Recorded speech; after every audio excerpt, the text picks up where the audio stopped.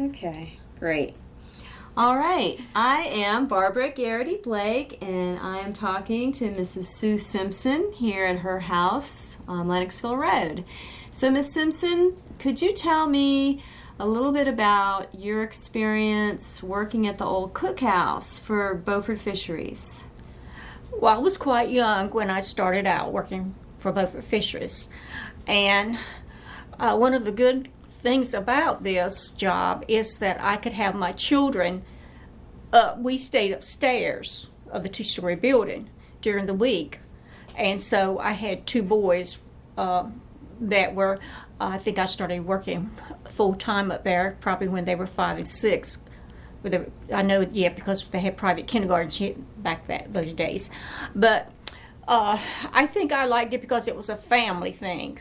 You know, my husband's, Johnny's mother helped us some, and she showed me a lot of different things to cook and how to cook it, because we got married quite young. And it was just a nice environment. You know, with the people that worked in the factory side, and we had mostly the year that I worked there, we had the main meals was 3 meals a day, but in the fall and sometimes in the summer, if the boats were out late, we had what you call a midnight supper, and which I really did not have to cook on the stove. It was just like canned foods and cookies, you know, lunch and meats and stuff like that. Right. But why would you sleep over at the cookhouse if you live right down? It was so convenient because we had to get up so early, and my sons were in school. But didn't you live right down the road? We live right where we're at now. But it was still more convenient. Yes, ma'am, because especially my husband, when he went down to the factory to be the plant manager, you know, we had to get up so early mornings. We were up by 5:30. Yeah, and we started to work at 5:30. Yeah, we started to work at 5:30. See, and so it was very convenient for me to holler upstairs, knock on the side of the wall upstairs for my two sons to get up. I had, you know, and to get ready for school. And there was a railroad crossing right there in front of the cookhouse, so the bus had to stop to the railroad tracks anyway. So that's when my sons got on the bus and got off the bus. So it was very convenient, as I said, you know, because I was quite young. Yeah. So, that was one of the conveniences of it. So what time did you have to have breakfast ready? 7:30. And you fed all the workers at the factory? Yes, and sometimes, for lunch days, there might be some students that come down and worked over at the Duke Marine Lab. I know he's Dr. James Croswell. He was a student during the summer over there, and he came in. Different ones would come eat. Yes, Yeah. They would come eat over to our have Anybody lunch. down the factory that was come every hall, they were when they had to go eat, they'd say, come on that factory, eat with us. Did you have to pay? No, that was included. Their meals were included. Tell us what you cooked for breakfast. Started out with bacon, grits, eggs, pancakes, you know, just biscuits, just a sausage, different varieties. And so we would mostly get cleaned up from the breakfast menu probably about 8:30, and then we'd start on the lunch. And our lunch was mostly the main meal of the day. Because a lot of men call that dinner, right? Yes. It would be dinner, and then what back in them days, and we would call dinner supper back in them days. And so tell me about dinner. So that was, like I said, that was the biggest meal to me that we had to fix of the day, unless it was a holiday or something, you know. And we would put on these big, which I've got a pot down there, I'll show you, big pots, heavy pots of, say, one day we might have stew beef, you know. One day, mostly Wednesdays, was fried chicken day, and we'd have these big cast iron fry pans. And beans. Yeah, and Always we some have kind of bean, some bean. type of bean every day, fried, dried beans every day. And, just, we have 2 or 3 fry pans of fried chicken, if we'd have chicken day. Mm-hmm. And we might have pork chops day one day with, cabbage, and vegetables. We'd have creamed potatoes. Of course, that was from scratch. Everything back then days, you had this mostly from scratch. Biscuits. Yeah. Biscuits. Handmade biscuits. Yeah, everything, not like a lot of things that you can get at the store nowadays. Did you make light rolls? Not down there. His mother made light Mother rolls. His mother might have made some before I married him. I'm not real sure about that. But they made what they called a bread pudding out of the stale bread we would save. And you put some raisins in it and vanilla flavor and stuff like that. For dinner, what time was that? 12. Did you have dessert too? Yes, we always had something. We always had, cake, pie, just Bread pudding. Flawed pudding. had raisins in it. You call it rice. Flawed No, pudding. Johnny. That's what someone would say. Quit. Just That is- messing. Because the flies would be Rice crawling all pudding. over. They'd come Rice in, pudding. The flies would fall. Had screen doors and I'm stuff. going to have but to you couldn't keep the flies. Hush. So you gotta put duct tape over your mouth. That's right. Now hush. I didn't bother you. You But did. yes, that was rice pudding, and you had the meringue on it and different things. And gingerbread and, we had a dessert. So then you Then, clean up from that. and we had a little break, but 2 or 3 times a week, we had to go get the groceries sometime. Now, one time, when we were first working there, I think Potter's grocery store on Front Street delivered. We would make the list out, and they would deliver the groceries for us. Then later on, we would have to go to the A&P, and I think the Wheatleys owned that building at the time, but we would go there. We'd have to use our own vehicles and go there and get the groceries, and that would take up most of the slack of between the dinner and supper, because we'd have to start supper again around 3:45, like 3:35 or 3:45. And so supper would be smaller? Well, I wouldn't say smaller. We tried to use some leftovers from the dinner, and we would just make some like beef hash, and something that was quicker than what it would be for the dinner. Our supper meal was not quite as large as the dinner, the main day meal at 12 o'clock. Okay. And so the hardest part of that I felt like my job I had down there was after my husband Johnny went down to be the plant manager, I had to take over, the responsibility of all of it, so to speak.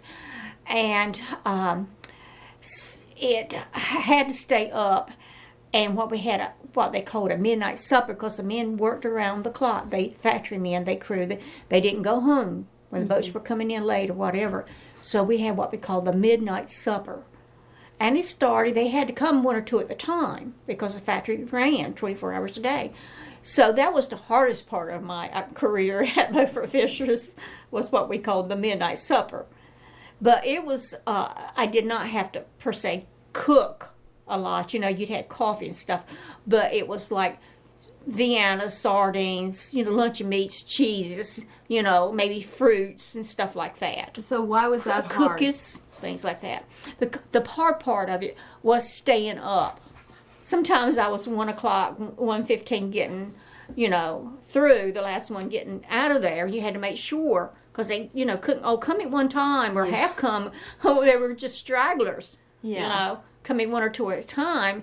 And I, had to make sure that all of them had a chance to eat something, since they were going to be there 24 hours around the clock before I was able to leave. And that's another reason that I stayed there during the week, so I wouldn't leave my children here. I wouldn't dare leave my children by themselves when both of us was at work. That was a good reason. Yes, very good reason. Now, how many men would you serve on the average, when the factory was really cranking? In the fall would be the biggest amount. I would say 60. No, that was back into 50, 60. Well, I'd still say about 40, 35, no, 40. I'd still say 45, It somewhere might along have there. been Yes, that it was. I was the way. one doing that. She was down in the factory. I would say at Yeah, least. but I was down in the factory with them. Yeah, I would say at least 45. 45, sometimes 50. Did they ever bring their families? They would, but they weren't supposed They weren't supposed to, but sometimes, especially on Thanksgiving and right before you get off for Christmas, or you really didn't get that much off for Christmas, one of the older, maybe generation, that happened to have worked there before that would come by. We enjoyed that, We had plenty of food and all, so... That's nice. Yeah. This, to me, my job, we had a community down here that their families depended on the commercial fishing. On my mother's side of the family, she had a brother that was a captain, Captain George Lois, her dad. I mean, my father came from Maysville, so he came with a cotton mill or whatever down here. But on my mother's side of the family, they were all fishermen, and my aunts and uncles, and in this community. And I had different ones of their wives at different times after Johnny went down to the plant to help me during the fall season if it got a lot of had to keep adding on more men, and they would help me through lunch. And I had one that would at different times I would hire somebody to help me for the dinner supper meal, just for that. But I was the one that always did the midnight suppers. Of course, I've never asked anyone to come in and do a midnight supper for me. I bet you were the most popular person at the plant. I bet they loved you. Well, they in fact, when I was at the hairdressers today, one of the people that used to live down here, they always, every time they see me, it can be the age of my sons, it can be people older than myself, they always remember the cookhouse.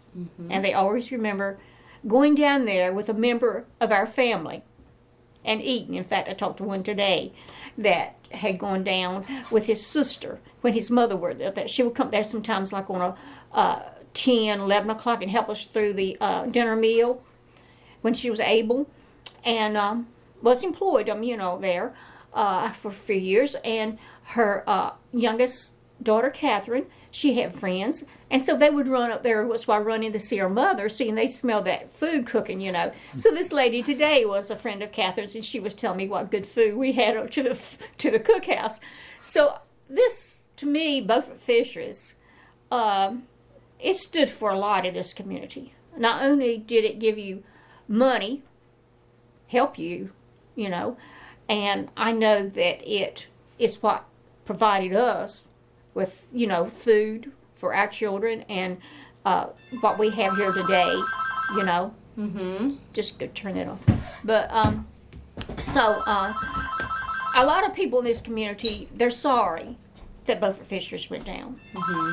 And it's saddened when we go by there. To me, it's sad. It might not be with Johnny, but I guess I remember it because of the women that helped me work. And one of the people that worked in the factory, a carpenter, Lynn Piner, his wife helped me some one time. So we were just a community of fishermen's wives, so to speak. Even though Johnny, when he probably told you earlier on, he might have worked with a boat, when in his younger days, but still we were all involved in the fishing and Beaufort Fisheries one way or the other, whether it be the seam house or the cookhouse or the factory. like All of our old families were involved in it. Did all the factories have their own cookhouse? Yeah. Back there did. Back there. How yeah. about that? I So, don't know if they still do or not. what do you think the biggest cookhouse was then? Was it Harvey Smith's plant or Beaufort Fisheries? Well, they had a big one over here to West Beaufort. Did they? His grandmother Yeah. worked in that. They had a big one in them up north too. I remember, when I went up there. Now, I don't know about Reeville. I imagine they had to, 'cause that place is down there on the end of nowhere, and they employ a lot of people. So when they run 24 hours a day too. Yeah. So Excuse me, just one moment. Let me get Sure. everything. I thought I cut it off. I'd pause this, but I don't know how. Don't know how to cut it off. I don't know how to pause it. I've tried, and I just. Oh. Don't have a pause on it. Well, let me ask you this then. You don't hear about companies today feeding the employees like that. Or they'd have to pay properly. Yeah, so that was an unusual. No, they didn't pay them nothing, and That it went in with their started back- salary. It started Yeah. back before they had cars. Most of the colored people didn't have cars. Mm-hmm. And like Beaufort Fisheries would send a truck. This was right on back in the 40s, and probably earlier than that. They would send a truck to Harlow to get the men. Well, they would come down, they stayed. They didn't go back home till the end of the week if they got checked. Yeah, they had houses. Oh, that's right. They had the bunkhouses. Mm-hmm. Always had a bunkhouse. And after they tore the bunkhouse down, they had a nice bunkhouse back there, and they tore it down when they put that freezer back there. And they had that old garage out front, so I let Jewel talk me into making them a bunkhouse there, a color beam. And the white men, I built them, fixed the old junk shed that was over there, and made that for the white men. They didn't have nowhere. Why did y'all go all the way to Harlow instead of just say North River? I really don't know, but I guess that's just where I guess they figured the further away they were, if they get them 15, 20 miles away, they wouldn't be going home every night. They That's a wanted long- them there. Had them there where they made sure they were there all day and Well, all they week. did have some from North River too. Mhm. They Oh, had, yeah. they would go through the Laurel Road. They had to be there to the corner. They'd pick them up there. Is that right? Yeah, and they come on down 70. So Had one man to Lonnie. One time they had no, Lonnie was from Lonnie wasn't on the truck. He was Yeah. Harlow. Well, he ran a Zeke truck, didn't he? and Zeke and Ernest was from North Yeah. River. But they had a truck. I do know that had it They closed built closed a in on the house sides. and put in it. Miss Yeah. Sue, when supper was ready, did you ring a bell or something? Yeah, we had a Siren. siren. You did? Yeah. I bet the whole town could hear that. Well, I believe I did have heard people say, that they heard They it. did So, have a Yeah. bell there. yeah, That a big I bell. think that was when Daddy first went there. Mhm. I remember it sat there on the E, and Daddy put the siren up there, Yeah. and the bell sat there to the end of the cook shack for a couple of years, and then all of a sudden it disappeared. Somebody come along there and confiscated it. Well, when times were tough, did you ever have people just come in and ask them if they could eat, even though they didn't even work there? No, I never had that problem. Never Yeah. had, well, there was some people come there 2 or 3 times, but they wanted to buy something to eat. They thought Yeah, it was, they thought it was a restaurant. thought They it was- smelled it when they went by and thought it was a restaurant. But I never had people come in and ask, that they were hungry. Or whatever. About what year did you stop having the cookhouse? I think Mr. Wheatley, 83. came in around 83, and that's about the time.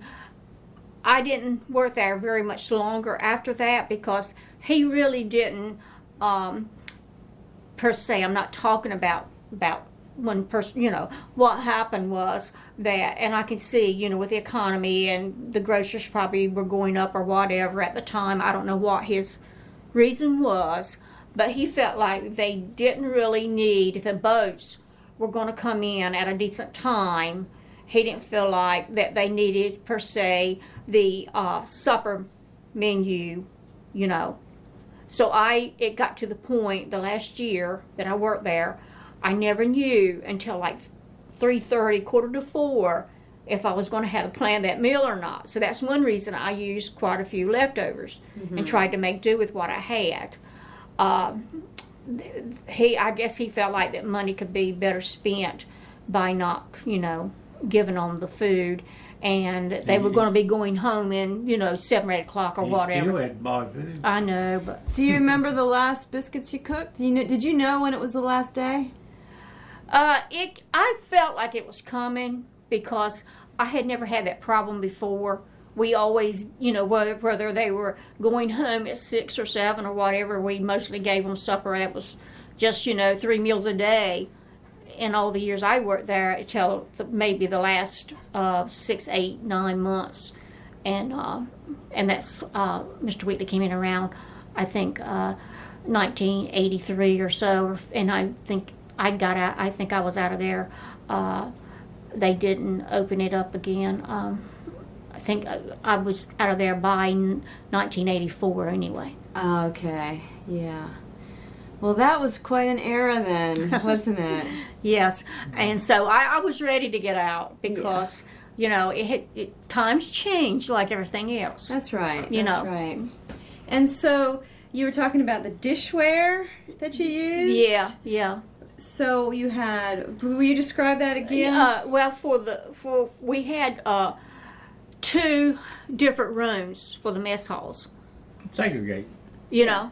And white, and so we had the thick white, like Navy, like the U.S. Navy, used plates, Glass. and glass cups and silverware and everything for the whites, and we had what I would call like metal, Enamel.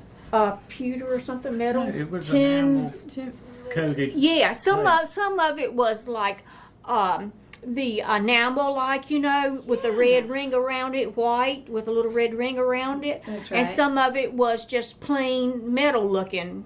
Yeah, but they were aluminum. We did buy some of them aluminum plates there. Well, I don't know, they were heavy. I don't. At first, Real I do know thick. that real thick For, for the other room. okay.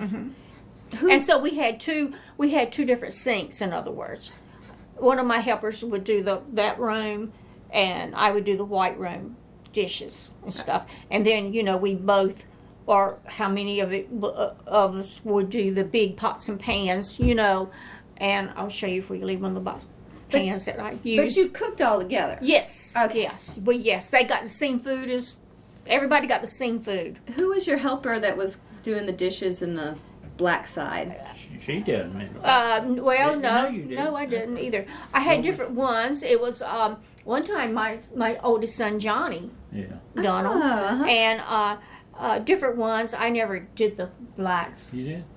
No. Well, that's one I always did. Yeah, I did That not do was the whites. probably busier in there, wasn't it?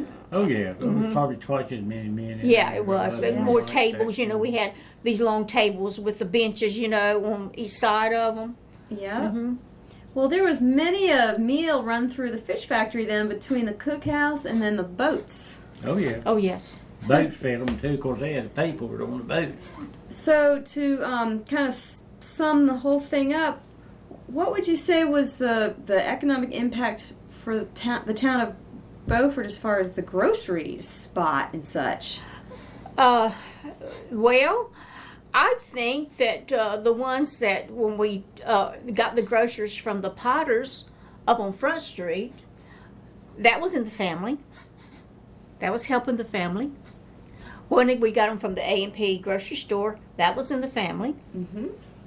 So, Who ran the A&P? Who was that? well, it was owned by the The Wheatley's owned the Wheatleys. building. The one on... And the Potters run the front one. That used to gotcha. be the A&P. Yeah, how about that? Where they got their offices now. Right. Yes. Yeah. That used to be the A&P. I remember that. And they Actually. owned it. Yeah. So is there anything else you'd like to add about working at the cookhouse, Miss Sue? No, I can say that I was glad to have had the opportunity to have worked there because I was born and raised down here in Lennoxville. I just moved right from across the road up to the front, and when we got married, and just like I said, my ancestors and all, I was just raised in the fishing industry.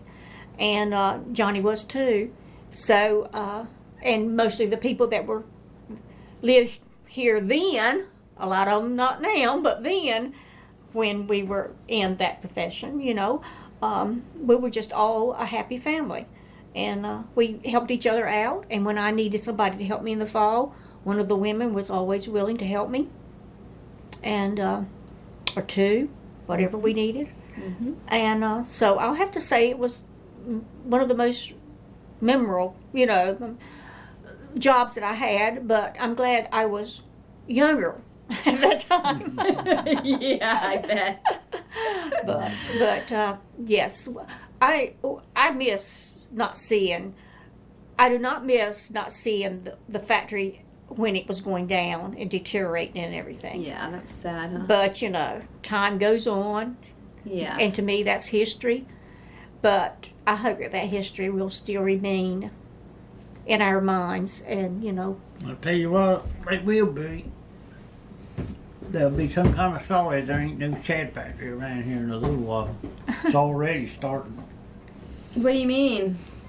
Beach, shad. yeah, where they washed up on the beaches and everything. All them shad that they were catching all them years. It's been 4 or 5 years now. Mm-hmm. And this summer, we going back and forth over to the banks over there at that houseboat. You'd see these big schools of shad going. They were either coming in or they were going out the bar. And I hadn't seen that in a long time. And I've already heard a lot of them that sit in nets nights, like for spots. Mm-hmm. They can't even get their nets back. Shad, when the shad comes down and they march that net's gone. Because you ain't going to get it back. And they've done well at Virginia this year. That's what I heard. Mm-hmm. Yeah. And we had some people across There ain't nobody point. catching fish down here now. Mhm. Even that one down east that was freezing them. Yeah. He quit in '93. I mean '03. Oh yeah, James Styrens. Mhm. Yep. And he caught a lot of fish too. Mm-hmm. So the Now Virginia there ain't plant's done well nobody this doing year. it down here. Yeah, and I remember people always said that too. If we ever quit, you're gonna see so much shad. They're gonna be smothering and everything And else. You wouldn't be, that's the reason they put the factories here, because they was all over everything. Mm-hmm. But they caught them up after a while, and in later years, Beaufort Fisheries caught a lot of fish, but most of them was caught up north, caught by the big boats. And when the Yeah. Virginia boats came down in the Yeah, fall. they didn't do much with the little boats. Even they probably, I don't think he even had the late years after I took over. I don't think he even had nothing but the Taylor's Creek and the Jewel. Yeah. Okay, I'm gonna turn this off. Okay, But I appreciate y'all taking the time. no, fine. Okay.